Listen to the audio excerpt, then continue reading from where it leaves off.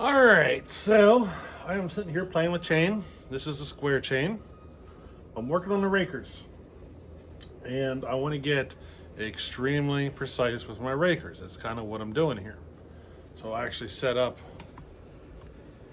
this guy here, and basically I'm basically looking at the difference between the raker and the tooth heights at the corner, and I'm going from this to this. This is a Husqvarna style raker gauge, and I heat treated it, so you can see it's kind of blue. It's because I heat treated it. That way it would pretty much almost never wear out. It still does eventually, but takes forever.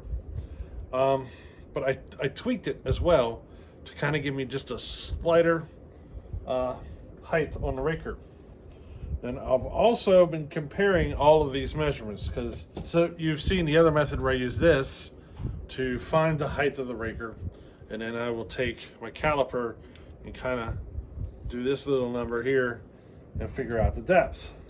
But then I also took a piece of flat steel, laid across with a feeler gauge, and I'm measuring that way as well. So I'm basically looking at all these different methods. I want to come up with a better system for doing my rakers. Something that's basically the easiest system I can do that I know will be extremely accurate. And right now, I can't figure out what to do. That's because I'm not getting the same numbers across everything, for the most part. So, this guy says my raker's too deep. I put it on there, and it clearly indicates that it's too deep. When I say it's too deep, it ain't by much. Just barely. Okay? Which I'm willing to bet these rakers were done before I tweaked this. That's my bet. Because I'm pretty certain I have this set closer to like 22, 23 thousandths now. And those rakers are coming up like they're too deep. But here's the funny part. So, whenever I use this piece of steel and lay across two teeth with a feeler gauge, I mean, right there it is. I can feel it. I'm going to try a bigger one just because that number just seems too low. That's the biggest one I would go with, which doesn't make sense. This says 22 thousandths on it. And it feels a little snug, if you ask me. I think it should accurately, I would say it's actually less than it, but that says 22. This should be set around 22, 23, and the difference is, considerable enough that I don't think that these two are accurate between the two of them. This method here comes up pretty close to the same as the feeler gauge. The thing is, it's whenever I use this. So if I come off the highest point of the raker and then move it to the highest point on the tooth at the corner, it's telling me I got 40 thousandths. There's definitely some differences in the measuring techniques here. And the one main difference is that this method measures the difference between the raker and the tooth directly behind it, whereas all those other methods use the tooth in front of it also as a reference point. So which one do you use? You know what I mean? With that coming up at 40, if I would raise that raker up another 20 thousandths to make that work, I know it'd be too high. It would be. So I don't think this is going to be an accurate method right here. I do not. I think my best bet is to use this. I've been going over all the methods. This is great for a quickie. It'll get me extremely close, and close enough that I don't really need to worry about it too much. But if I really want to get super accurate, I think this guy is going to be my best bet. And I can actually adjust this, if I want to go just another thousandth more or something. The thing that I think that's causing this effect is whenever I use this raker gauge, the raker is kind of at a tilt, and I think that tilt to the raker, that little ramp, has somewhat of an effect on the accuracy, or I shouldn't say the accuracy, on the way it cuts. I should say it's the way that it cuts, because you end up basically, even though it's at a slight ramp, you basically do end up with a very sharp point at the very, very tip. You know what I mean? And I mean, how much would that very tip actually affect it in the cut? Would that actually kind of bury itself into the wood a little bit, tiny bit, enough that at 22 you're actually cutting it like 24, 25? You know what I mean? That's what I'm wondering. But I just can't seem to find the perfect method to measure and to make sure I come up with exactly the same measurement every time.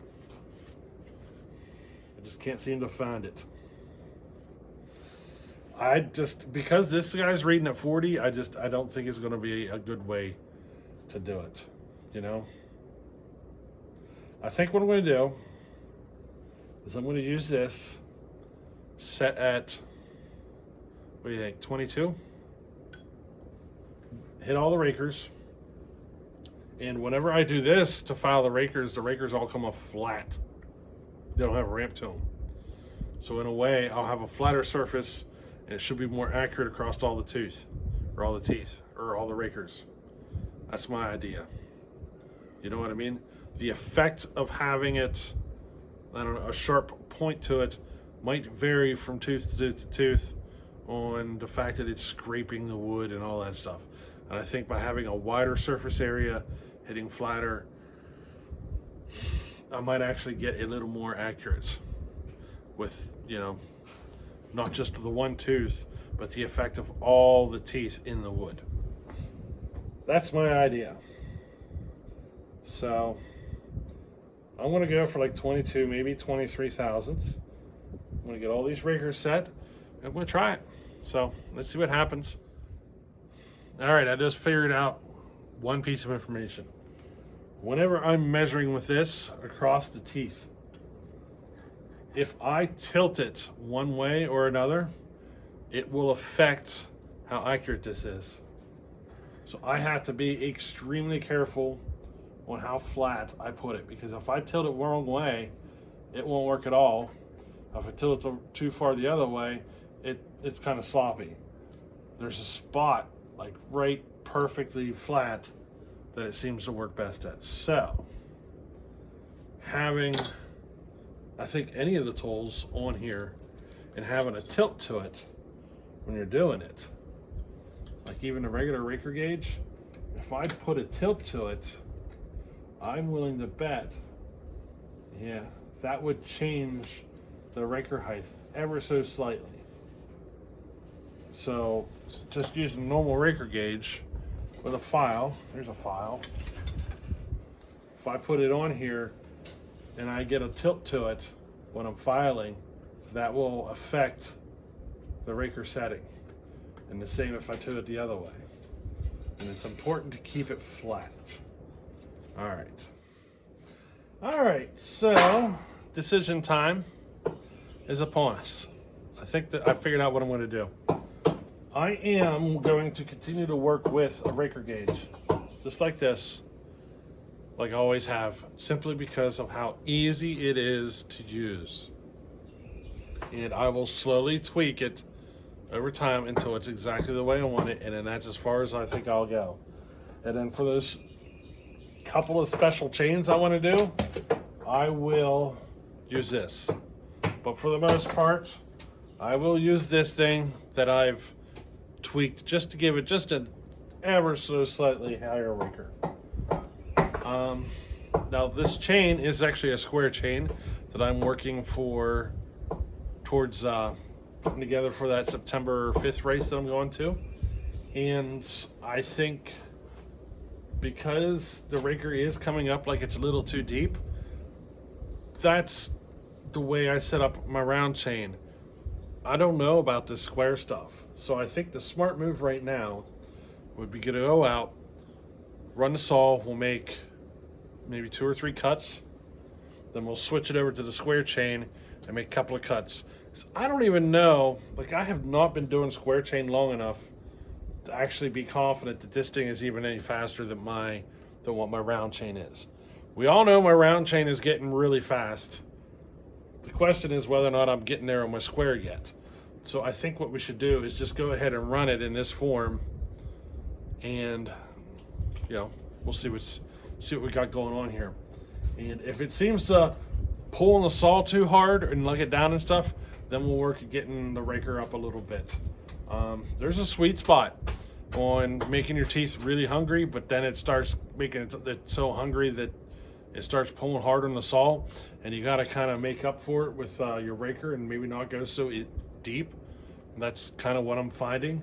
And yeah, a lot of folks will say go deeper on your raker, go 30, 35, 40. And I'm finding once you get your teeth to a certain point, you'll actually find yourself needing to go less on your raker because it just starts pulling so hard on the saw. You know what I mean? So that's kind of what I'm curious about here. We might actually find that we're running a different raker setting on the square chain and the round chain, So I think the smart thing to do right now would be to just make sure we're faster than our round chain, because then what's the point really? You know what I mean? I haven't been doing a square enough to feel confident yet. So let's do that, and then we'll slowly work it, tweaking our rakers from there. We might find that this raker setting is perfect.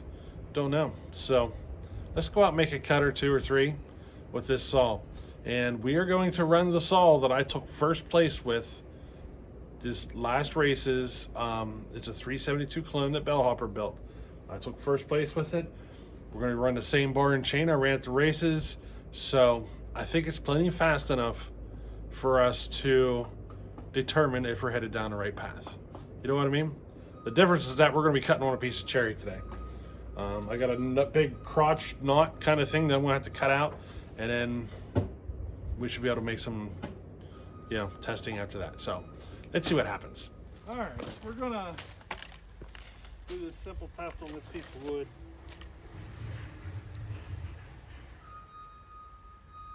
I should really take off. I mean, for this to be even somewhat accurate, I got to take off like this much. So let me just do that. Normally I would cut cookies through it, but I'm trying to save this chain. I only want to make 2 or 3 cuts. So let's start with that. All right, let's get that off. Make 2 or 3 cuts as like our baseline. This is our round chain that we took first place with at that last races on this saw. So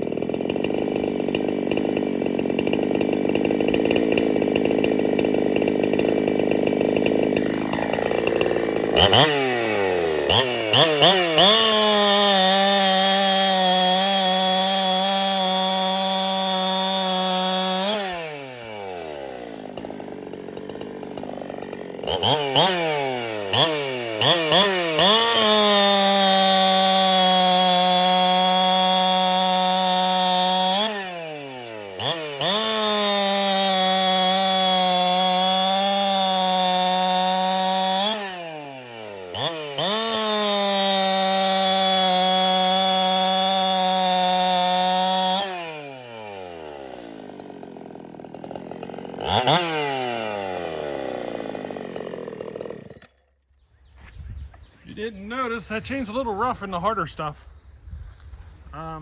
Cuts good in the softer stuff, but it is a little rough on the hardwoods. So if you're ever out there trying to come up with a fast chain and you're testing on a hard wood and it starts getting rough, chances are it's because you're testing on the wrong piece of wood. If you're racing in something softer, you have to test in something softer. Now, on the other hand, if it's fast and hard, or if it's fast and hardwood, it'll be faster in softwood. But chances are, to really be fast in softwood, she's going to be a little rough feeling in the hardwood. So what do you say we go ahead and switch out to that square now? All right, this is the square chain that I'm working on. Let's see what happens. If this works out, this will be the chain that I'm running in September. I'm just kind of trying to figure out what the settings I need to do for that race in September. You know what I mean?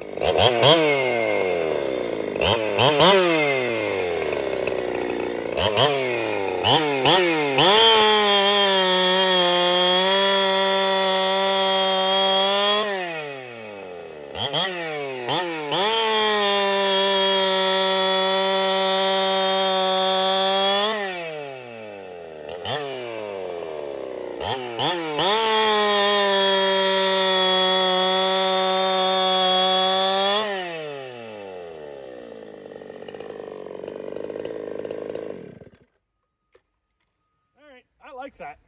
I actually like that. I wonder if it is faster. It's hard to tell on hardwood because hardwood's hard to get to cut fast, period. You know what I mean? Let's compare the cuts.